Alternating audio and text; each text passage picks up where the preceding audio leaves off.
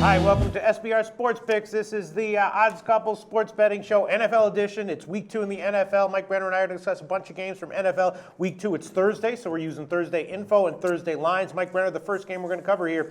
Hey, Dallas, guess what, though? what's that? These are division rivalry games, Pistol Pete. Yeah. I love that. Well, Dallas, that is a factor that always is something people need to consider. Sure. Dallas and Washington is the first game that we're looking at, and I think I'm going to give it a business pick. I had a feeling you would, Pistol Pete. Well, look, Dallas is having their issues, right? Maybe they're not as bad as some people might expect them to be, but they're definitely having their issues. Washington coming off a loss, a short week in that situation, second week of the NFL. I think it might be a good thing that they're coming off of a short week. They had problems against the run. They're going to look to prove that they're not bad against a run defense, against running games. That they're going to prove the run defense isn't terrible here.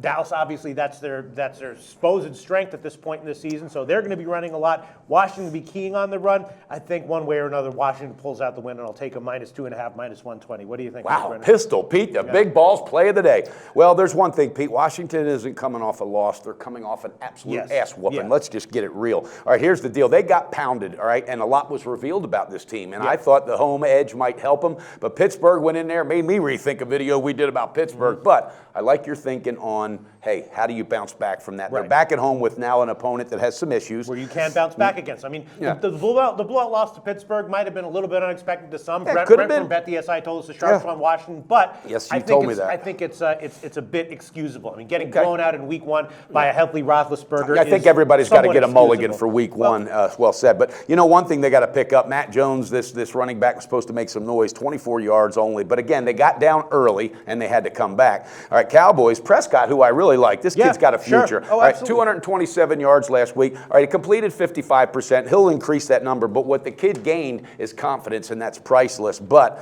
all right, this is not going to be an easy win for them. I really, really think that their running game has suffered as well. Sure. I got to stay off at Pistol Pete, but I respect the fact the way you break it down, and I'm pulling for you, my man. Yeah, look, I mean, Dallas' offensive line was supposed to be a massive strength last week in week 1. It wasn't looking quite that elite. Now, they could bounce back here. Prescott obviously has massive talent. He could have a good game at any time next year, 2 years from now, or this week. And Washington could have another dud here. Their run defense could be vulnerable again. But, there's nothing's a sure thing in the NFL. It's always very tight lines. I think it's worth a shot. I'm going to take a -2.5, -120. I also bet on my personal account on the money line. But there he goes, baby. For the purposes of our record keeping here, I'll take a -2.5, -120. And I think I'm also leaning towards the under, but I'm going to hold off on that one. That's my official pick, Mike Brenner. And let me give you one more thing I like about your situation. All right, this is a division rival game, and Coach Gruden, all right, that didn't sit well with him. I guarantee you, all right, some shit got thrown around that locker room, and they had the hardest practice they probably ever had since he's been coaching. So, this team better figure it out real quick. Yeah. And I'm assuming the front seven for Washington will improve. But what I will tell you, Pistol Pete,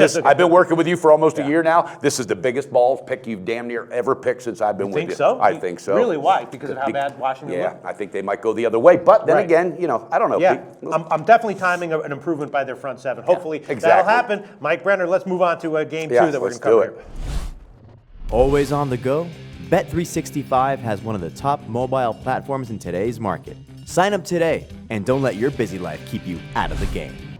Moving on, the second game Mike Brenner and I are going to cover here from NFL Week 2, a bunch of division rivalry games, Miami and New England. Again, Thursday. We're doing this on Thursday, so we've got somewhat mature lines here. And this is an interesting game because there is an element of revenge here, right? The last time they played, it was the Miami won, and it was kind of an embarrassing loss. It's still in at least Belichick's mind and probably the whole team's mind.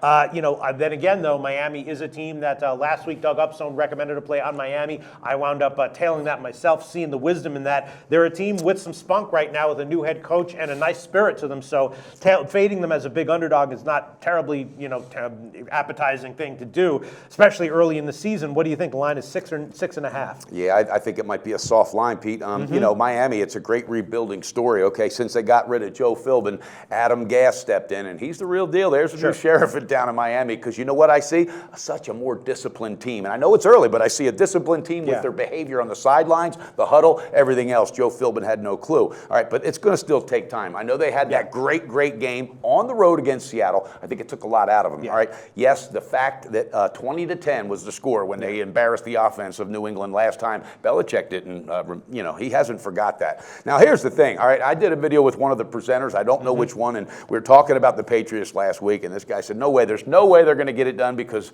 Brady is that team. And I said, no, Belichick is that team. He makes Brady. They're going to get it done. Garoppolo, 73%, 264 yards, 1 touchdown. Not only did he not hurt the team, he helped that offense. That was one of our big winners. It was a huge winner. We both had him from day one. From day one, right? All right, and now Belichick is not going to let that momentum stop. He knows these 4 games without Brady, because trust me, Belichick still knows, who's going to make it work. But here's the thing: he's not going to let them get unfocused, and he's going to throw it in their mind about the revenge game. Pistol Pete, I am absolutely going on record as an official pick. If I haven't picked it already, I am backing these bad boys again. I'm talking about those New England Patriots who have a defense that's better than everybody knows. All right. Well, the line right now was 5.5 earlier in the week. Right now, there's no 6 available. We can give you 6.5 minus 105. And I will take that with confidence, and that's an official pick from Brenner if it hasn't been already. And you know what?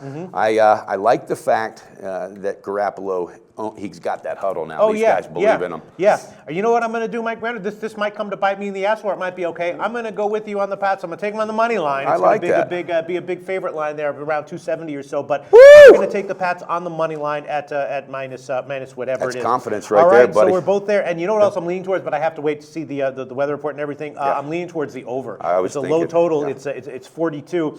When New England starts working, it's that passing game. They can put up points in a hurry. Of course they can. And if it's a blowout, then Miami will start passing, and they'll probably put up their share as well at some point. So I'm definitely leaning towards the over. But one thing I will say, Miami Dolphins look like they're having fun again, and that's what a real head coach can do for a team. Yes, right. Yep. You know what? I will give the over. I just knew it was going to happen. You can't stop them. You can only hope to contain them. The problem is that there's some possible inclement weather on the horizon. Okay. Yeah, possible. So that's a little bit iffy, but it's such a low total, and if the weather clears up, the line will go up. And right now I can take the BetOnline and SportsBetting.ag line over 42 minus 113. Wow. So I'm going to give 2 official plays on this one. Hopefully I won't get too burnt.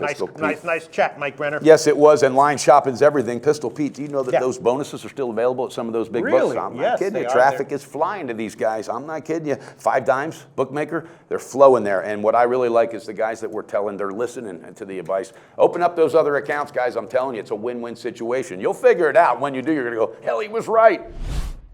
Research before you bet. Be sure to check out SBR Picks for the best game predictions, breakdowns, and much, much more. And the third game Mike Brenner and I are going to look at right now, Green Bay, Minnesota. Now, we've already, in our opening lines show, this is one game we mentioned, and we both went with Green Bay. Yes. Subsequently, we talked with Doug Upstone, right? I know. That was the day I saw fear in your face. Now, we both respect Doug Upstone a lot. Yeah. And based on his analysis and also his record, Doug Upstone called Green Bay a false favorite or something like that. I can understand why that would be. I've thought about this a little bit more, though. Minnesota, they're having issues, though, right? They're not revealing even to the team who the quarterback is going to be. I know it. And look, if this was against any other team, like a vulnerable team, even a mid-range team who was a road favorite, I would say that's a concern. But against Green Bay, that's a problem. I mean, you can't bring that kind of an offensive game plan into Green Bay and expect to reliably get a win, right? Yeah. And they had problems opening. Actually, they're at home, though. They're not. But they had I'm saying bring it into a game against Green Bay, right? Okay, I got you. And not only that, but in week 1 they had problems opening holes on the offensive line. Of course, 19 carries, 31 yards. I understand Doug Upstone's analysis of this.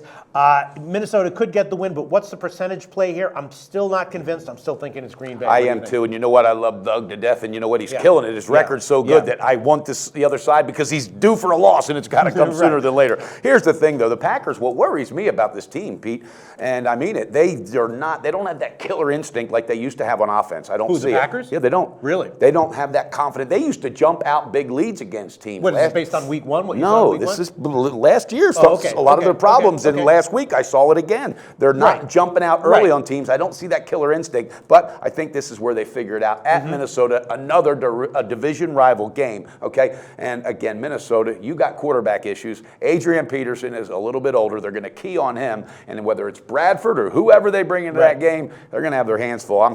Doug did not talk me off the ledge. Right. Yeah, no, Green Bay definitely had some issues. Their offense looked a little sluggish in week 1, but sure did. I definitely took note of that I'm also writing it off a little bit, and I'm certainly not comparing it to last year where they had injury issues and stuff Sure, like that. sure. You're right. Everything that you said is right, but I am willing to write all of that off. It is tough to go into Minnesota as a road favorite and be a 55% or 50%. Oh, no doubt. And with what I said, I'm still with you. I'm still going. I'm still backing them. I'm absolutely just recognizing maybe for the next step next week, I try to stay a step ahead of them. Well, this is one game that I will ask Brent from BetDSI about specifically. I'll ask him where the sharp and public action is. As of now, the line hasn't moved much. It's moved a little bit in Minnesota's favor, a teeny bit. It was 2.5 when it opened. It's 2.5 now, although here line shopping at SBR odds, you can get 2 at Bookmaker and DSI and Bet Online. A bunch of places have 2, but it's still 2.5 at Pinnacle. You're a damn machine, Pistol I'm just saying it's still 2.5 at Pinnacle. It's still 2.5 at Heritage. So there hasn't been, and if there was any big sharp action on Minnesota, it would have been. those lines would have moved. I agree. I agree. I don't know. We're still on Green Bay as of right now, and we might come off of them tomorrow. We'll see what information comes in over the weekend, and we'll see how this line does move. But as of right now, we're in agreement. Still in agreement. But I tell you about that idea I came up with last night. What's that? Reality TV right now. There's like 73% it takes up of the TV. Really? Absolutely. Okay. They ought to do a show called Breaking It Down with Loshak, and they just follow you around, watch you break down your games. It's beautiful, Pete. And there would be some other funny stuff in there too. How I negotiate trying to have a social life and a dating life. That's another story. Another Trust story. me, that's funny though. Trust me, that's buddy? some behind the scenes let's stuff. Cash some tickets this week. All right, let's cash some tickets. As of right now, Mike Brenner and I are still on Green Bay as a road favorite. Yes, and we're still good. Do your research before you bet. Check out our ratings guide to see which books have the best ratings and sign-up bonuses. Open up several accounts. Shop for lines at SBRodds.com. Always be ahead of the game.